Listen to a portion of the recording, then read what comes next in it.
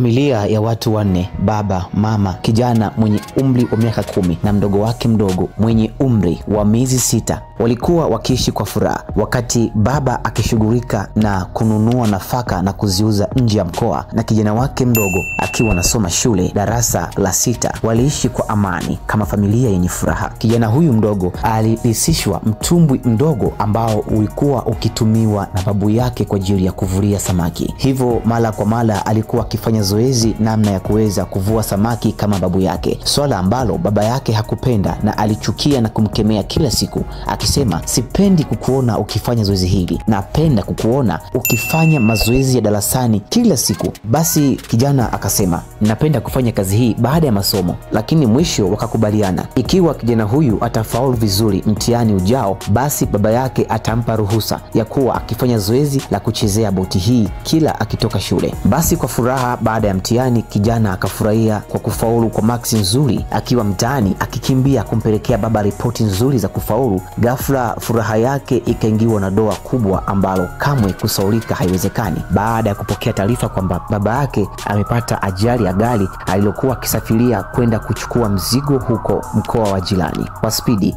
akikimbia nyumbani na kwenda kushuhudia hilo, alikuta tayari baba yake amekwisha kupoteza maisha. Jambo hili iliweka doa kubwa katika familia yao. Yeye, mama yake na mdogo wake walibaki ndani kwa huzuni, wakiwaza namna gani ya kuanza maisha upya ambayo hawana mtu waliyemtegemea kwa kila jambo. Basi mchana mmoja wakiwa ndani kwa huzuni, ndipo waliposikia mtu akigonga mlango kwa fujo sana, na walipokwenda kufungua walimkuta polisi na wakala mmoja wa benki wakisema, hapa ndipo kwa Mr. Devi. Basi mama akajibu kwa hofu, ndiyo hapa.